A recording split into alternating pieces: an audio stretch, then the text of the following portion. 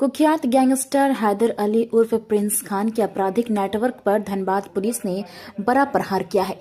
वरीय पुलिस अधीक्षक प्रभात कुमार को मिली गुप्त सूचना के आधार पर पुलिस ने प्रिंस खान के लिए स्लीपर सेल के रूप में काम कर रहे 4 प्रमुख सहयोगियों को गिरफ्तार किया है। यह जानकारी धनबाद के वरीय पुलिस अधीक्षक ने बुधवार को एक प्रेस वार्ता आयोजित कर दी। उन्होंने बताया कि इस कार्रवाई के लिए पुलिस अधीक्षक ग्रामीण और सिटी एसपी के नेतृत्व में 6 पुलिस उपाधीक्षक, 7 पुलिस निरीक्षक, 36 पुलिस अवर निरीक्षक और 60 पुलिस कर्मियों को सम्मिलित करते हुए एक विशाल छापेमारी दल का गठन किया गया था। गठित टीम द्वारा 4 नवंबर को अहले सुबह सभी संदिग्धों के ठिकानों पर दबिश दी। तलाशी के क्रम में परवेज खान, सैफ आलम, तौसीफ आलम और इम्तियाज के घर से 17,34,900 रुपए बरामद, नगद, विभिन्न क्षेत्रों की जमीन से संबंधित 17 कागजात, विभिन्न बैंकों के 5 passbook, chequebook, ATM, debit card एवं एक पिस्टल और 47 जिंदा कारतूस बरामद किया गया। गिरफ्तार अभियुक्तों के द्वारा बरामद नकदी के वैध स्रोत के संबंध में कोई जानकारी नहीं दिए जाने पर इसकी गहन जांच के लिए आयकर विभाग को पत्र लिखा गया है। गिरफ्तार अभियुक्तों ने अपनी स्वीकारिता बयान में बताया कि वो प्रिंस खान गैंग के सहयोगी सदस्यों के रूप में काम करते थे। वो लोग कारोबारियों को भय दिखाकर उन्हें सहयोग करते थे, उनके ठहरने और आने जाने की सुविधा उपलब्ध कराते थे। इसके साथ ही ये विभिन्न क्षेत्रों के कारोबारियों का मोबाइल नंबर और उनसे संबंधित अन्य महत्वपूर्ण जानकारियां हैदर अली उर्फ प्रिंस खान को उपलब्ध कराते थे। गैंग के सदस्य रंगदारी के रूप में वसूली की गई रकम को हवाला और क्रिप्टो करेंसी के माध्यम से प्रिंस खान तक पहुंचाते थे।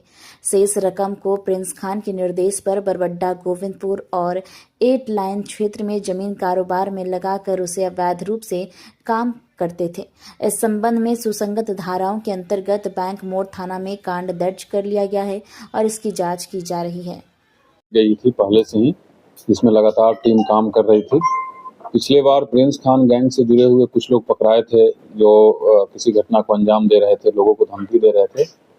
उन लोगों के पूछताछ के आधार पे, उन लोगों का जो कन्फेशनल स्टेटमेंट है उसके आधार पे, उन लोगों के द्वारा जो कुछ बातें बताई गई थी उसके आधार पे हमारी जो स्पेशल टीम है ऑर्गेनाइज्ड क्राइम के विरुद्ध, वो लगातार उस पर टेक्निकल इनपुट और मैनुअल इनपुट इकट्ठा कर रही थी। और उसके आधार पे कल लगभग 12 लोकेशन पे कल सुबह में रेड किया गया था। उसमें से 11 लोगों को पकड़ा गया था। बहुत सारे दस्तावेज कुछ जब्त किए गए थे। और जब स्पेशल टीम के द्वारा जो पुलिस अधीक्षक ग्रामीण और पुलिस अधीक्षक नगर के नेतृत्व में बनाई गई थी, इसमें बहुत सारे डीएसपी साहब लोग, इंस्पेक्टर साहब लोग, थाना प्रभारी लोग इन्वॉल्व थे। उनके द्वारा जब गहन पूछताछ की गई तो पूछताछ के क्रम में 4 लोग ऐसे पाए गए हैं जिनका डायरेक्ट इन्वॉल्वमेंट है। वो किसी न किसी रूप में गैंग को मदद कर रहे हैं, चाहे वो यहाँ के व्यापारियों का नंबर पहुँचाना हो, पैसा कलेक्ट करना हो रंगदारी का, और पैसा उसको कलेक्ट करके कैसे उसको ठिकाने लगाना है, उसके पास तक कैसे पहुँचाना है, इन सभी चीज़ों में ये 4 लोग इन्वॉल्व हैं। इन 4 लोगों की गिरफ्तारी की गई है और आज इनको न्यायिक हिरासत में भेजा गया है। इस पूरे प्रकरण के दौरान लगभग 17 लाख से अधिक कैश की बरामदगी की गई है। एक रिवॉल्वर मिला है जिसका लाइसेंस दिखाया गया है बट वो खेल पाया गया।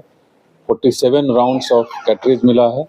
इसके अलावा बहुत सारे मोबाइल्स हैं। 70 से अधिक जमीन का डीड है जो अलग अलग नाम से है, कहीं पावर ऑफ अटॉर्नी है, कहीं डीड है। 1 दर्जन से अधिक एटीएम कार्ड्स है, अलग अलग नाम से बहुत सारे पासबुक्स हैं। इसका फर्दर हम लोग डिटेल निकालेंगे। इसमें तकनीकी अनुसंधान करने की भी आवश्यकता है जो स्पेशल टीम इसके बाद करेगी। और इन सब से अभी प्राइमरी लेवल पे ये पता चला है कि इनका डायरेक्ट रूप से यहाँ के व्यापारियों से रंगदारी स्वरूप रुपया इकट्ठा करना, उसको यूएसडीटी के माध्यम से या फिर फॉरेक्स के माध्यम से या किसी फिर अन्य हवाला नेटवर्क के माध्यम से, ये जहाँ जहाँ इनको इकट्ठा करके ठिकाना लगाना होता है वो लोग लगाते हैं। इस पूरे प्रकरण में जो जब्ती हुई है वो मैंने आपको बताया है। इसके अलावा और कुछ ऐसी और बातें पता चली है जिसमें और अनुसंधान करने की आवश्यकता है। कुछ दिन पहले जो रांची में फायरिंग की घटना के बाद गिरोह के कुछ लोग पकड़ाए थे, जमशेदपुर में पकड़ाए थे, वहाँ जो बात उठ के आई थी कि हथियार का सप्लाई पाकिस्तान से होता है और इसमें जो नेटवर्क काम कर रहा है वो एंटी टेररिस्ट जो आतंक का फंड करते हैं लोग, उसमें भी कुछ पैसा लग रहा है। तो इस बिंदु का भी कुछ चीज़ इसमें समझ में आया है और हम लोग उस पर भी अनुसंधान कर रहे हैं कि कहीं ऐसा तो नहीं है मामला कि ये पैसा भी कहीं ना कहीं किसी न किसी आतंकी संगठन से जुड़ा हुआ है और टेरर फंडिंग किया जा रहा है। अगर ऐसी कोई बात होती है तो ये कंप्लीट देशद्रोह का मामला बनेगा। इस पे भी इस टीम को निर्देश दिया गया है कि इसका पूरा अच्छे तरीके से तहकीकात करें। इन लोगों के द्वारा कुछ और लोगों का नाम बताया गया है जो धनबाद के भी हैं, धनबाद के बाहर के भी हैं। कुछ व्यवसायियों का नाम बताया गया है जो डर के पैसा भी पहुंचाते हैं। हमारे पास बहुत सारी जानकारियां इकट्ठा हुई है, लगभग 100 से अधिक लोगों का नाम आया है। फर्दर उस पर टीम और आगे काम करेगी और जब आगे काम करेगी फिर से जो रिजल्ट आएगा वो आपके सामने बताएंगे। फिलहाल जो कल का रेड हुआ है उसमें इतना है। Thank you. नागालैंड का मामला है कि चक्रीय पिस्तौल बरामद हुआ, नागालैंड का क्या कनेक्शन है? जैसे मैंने वही आपको बताया कि वो जब जब्त हुआ तो लाइसेंस दिखाया गया है, वो लाइसेंस फेल है। उसकी जो प्रक्रिया होनी चाहिए स्टेट से बाहर, क्योंकि झारखंड में वो पाया गया है, वो प्रक्रिया पूर्ण नहीं की गई है और इसलिए वो अवैध घोषित किया गया। एक एक करके पकड़ाया था तो पैसा डालते थे या पैसा वसूलते थे या धमकी देते थे, क्या रूल था?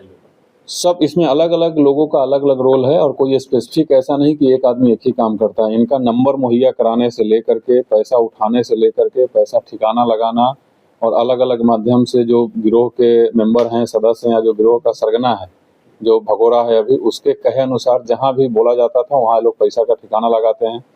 इसका कुछ इन्वेस्टमेंट का भी पता चला है, बहुत सारे ज़मीन है जिसमें इन्वेस्टमेंट का पता चला है। एक रेस्टोरेंट भी चल रहा है झारखंड से बाहर, उसका भी हम लोगों को पता चला है। तो बहुत सारी ऐसी जानकारी मिली है जिस पे और अनुसंधान और इंक्वायरी करने की आवश्यकता है। बट एक बहुत ही बड़ी सफलता है इस गिरोह के विरुद्ध जो हम लोगों को हाथ लगी है। और इस रेड में जो अगेन मैं जो बता रहा हूँ कि जो जब्ती हुई है, जो गिरफ्तारी हुई है, इसके अलावा बहुत सारी ऐसी जानकारी मिली है जिस पे और अधिक काम करने की आवश्यकता है। उसमें से एक मैंने जो बताया कि हम लोगों को टेरर फंडिंग के दिशा में भी थोड़ा और अनुसंधान करना है कि कहीं ऐसा तो नहीं कि ये सब पैसे का देश के विरुद्ध में इस्तेमाल हो रहा है। तो तमाम चीज़ें अभी टीम को और काम करनी है। और कुछ व्यापारियों का भी नाम आया है जो पैसा दे रहे हैं, हम लोग उनसे भी संपर्क करेंगे किस परिस्थिति में दे रहे हैं। अगर धमकी आ रही है तो केस करना चाहिए। जैसा मैंने बताया कि लगभग 100 से अधिक लोगों का नाम आया है जो किसी न किसी रूप में जुड़े हुए हैं। हमारी जो स्पेशल टीम बनी है ये लगातार काम कर रही है और काम करती रहेगी जब तक इस पूरे नेटवर्क को, फाइनेंशियल नेटवर्क हो, टेरर फंडिंग हो, हवाला का ट्रांजैक्शन हो, जब तक पूरी तरीके से ध्वस्त नहीं हो जाती है तब तक जो स्पेशल टीम बनाई गई हो काम करती रहेगी। और अंत में अगेन मैं आप लोगों के माध्यम से तमाम लोगों को, धनबाद में जितने भी लोग हैं, मैं बताता हूं कि अगर किसी को कभी भी कोई मैसेज या कोई कॉल आता है किसी भी अपराधियों के द्वारा या आपराधिक गिरोह के द्वारा, इमीडिएटली पुलिस तक पहुंचाएं।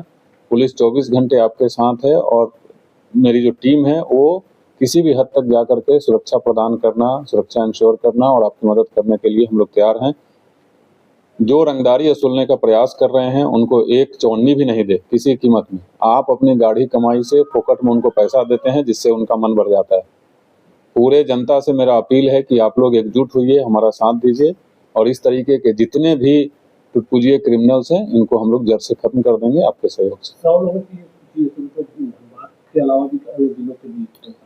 ऑफ कोर्स धनबाद के बाहर के भी लोग हैं बट वो सूची में अभी आपको डिटेल में बता नहीं सकता।